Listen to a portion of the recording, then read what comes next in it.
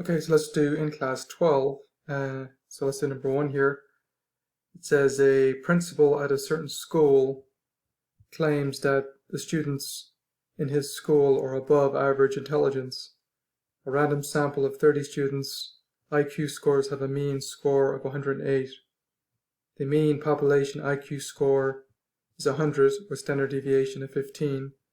Use a z-test with alpha equal to 0.01 to decide whether the principal's claim has merit. Okay, so let's go up here to look at the steps for our z-test.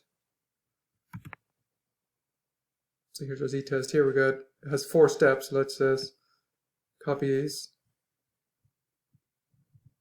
and paste them over to our in class 8. Close this for now. Okay, so let's paste them down here.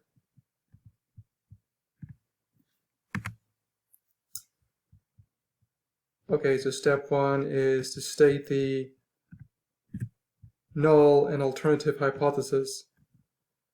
Well, here the null would be that the principal is incorrect and the students at his school are just average. So the average would be 100. So our null would be that mu equals 100, and the alternative would be that the average intelligence of students at a school is above 100. So let's write those. So writing those here.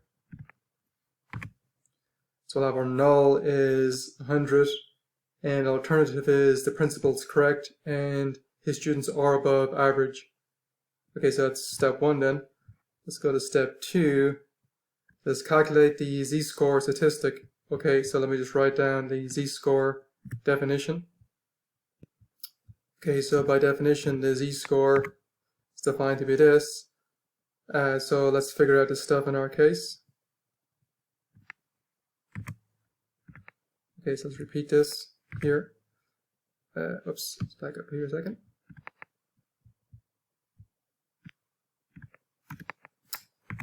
Okay, so in our case, the mu is our null, so it's 100 here.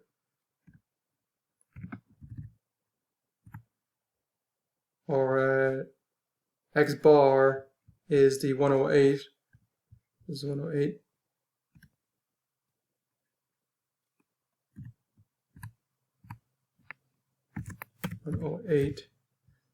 And the n value in our case is evaluation scores C or n is the 30, sample size 30, so 30 for n.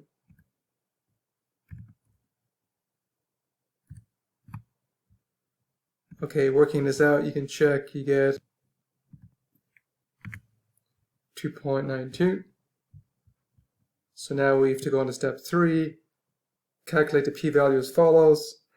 If HA is greater than H0, let's see in our case, let's look at our HA. Our HA is larger than H0 because it's HA is bigger than 100, H0 is equal to 100. So you have HA larger than H0. So HA larger than H0 looks like it's case 1 here. So these other 2 cases we can take away. Then the p-value is going to be 1 minus probability z less than z-score. So in our case, let's work this out. It's going to be then 1 minus probability z less than 2.92, because that's our z-score up here.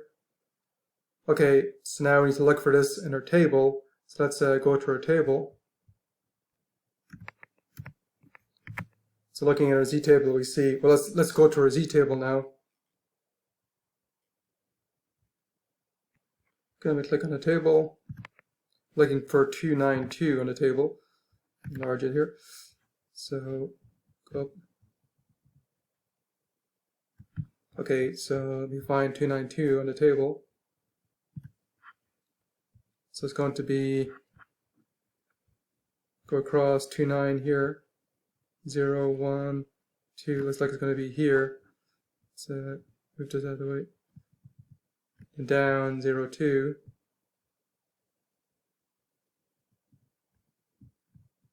It's like 0.09982. Okay, 9982. Okay, clear drawing. Let's go back here and put our value in. Okay, so it was 0.9982. Alright, so then we can find our p-value. Okay, so hence we can say p-value, well up here it's going to be 1 minus our that we found here. So it'll be 1 minus 0.9982, which you can check in your calculator is 0.0018.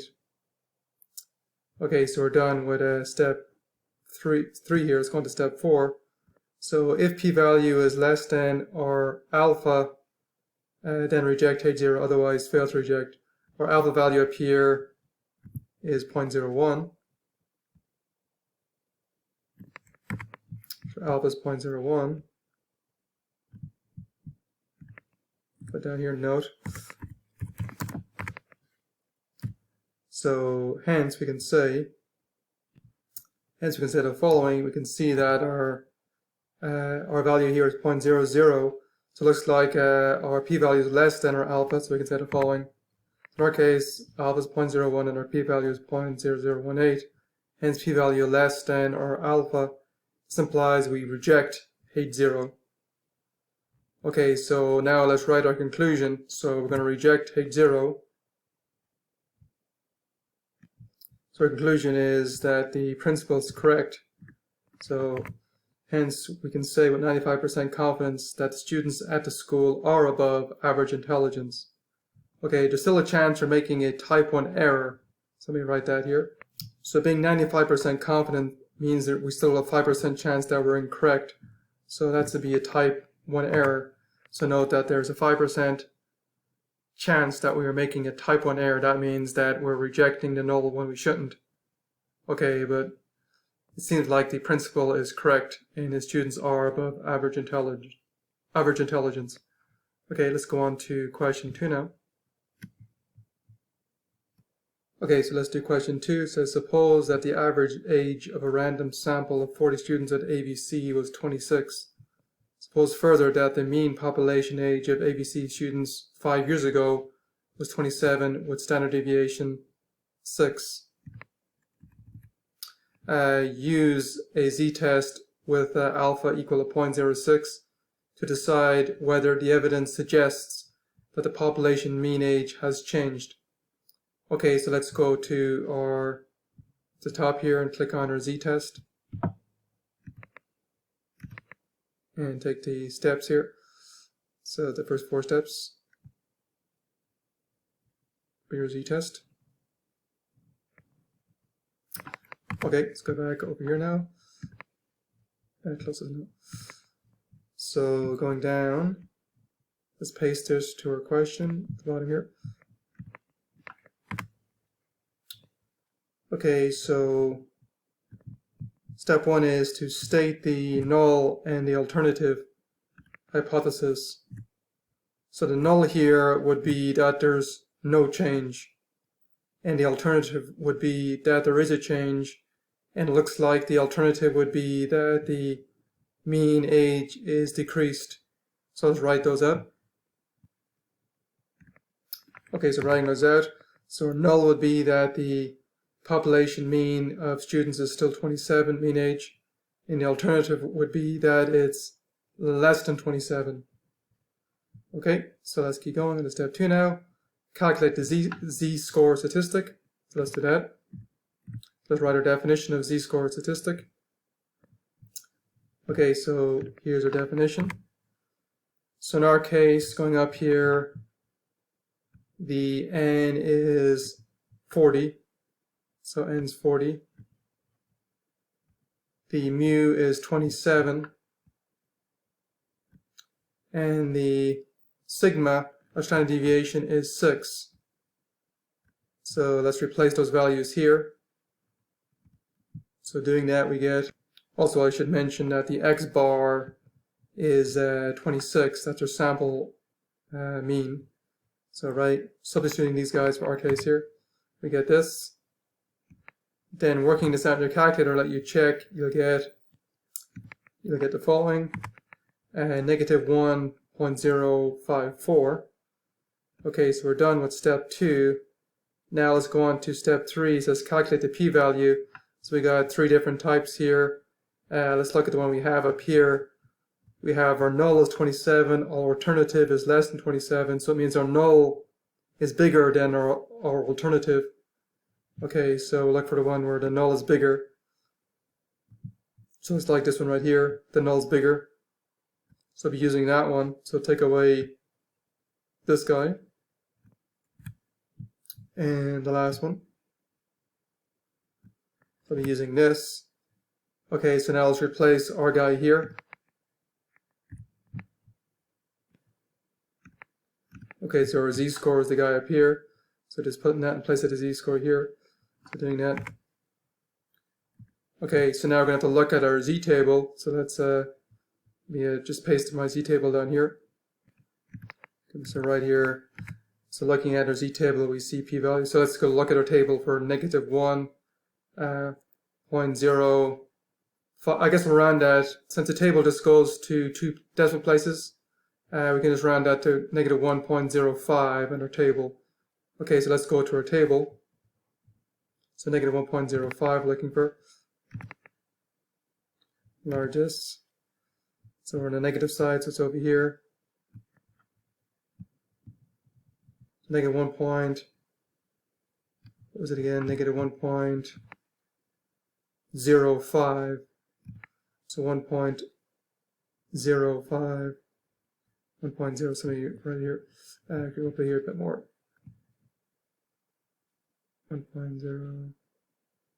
Okay, so let me write it here. So 1.0, go across then. Up some more. Break it down from 5.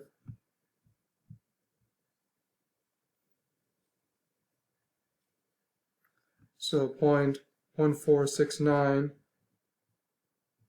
So 1469. Okay, let's go back to our table now. Okay, so it's 1469. Let's paste it here. Okay, so done step 3. Let's go on to step 4. So if p-value is greater than alpha, so our alpha up here was, grab it up here, 0.06.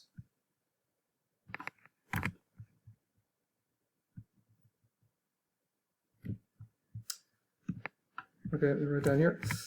So looking at it, our p-value is larger than that, so let me write our conclusion then. So writing a conclusion here. So in our case, our alpha is 0.06, our p-value is 0.1468. Hence our p-value is bigger than our alpha. This implies we fail to reject a H0. So let's write our conclusion now. So our conclusion then, since with our level of significance, so that's the 0.06. The evidence does not suggest that there is any reason to believe that the population mean age of students at ABC has changed. Okay, so we're down to question 2. I'm going to stop the video now and do the last question in the next video. So let's stop it right here.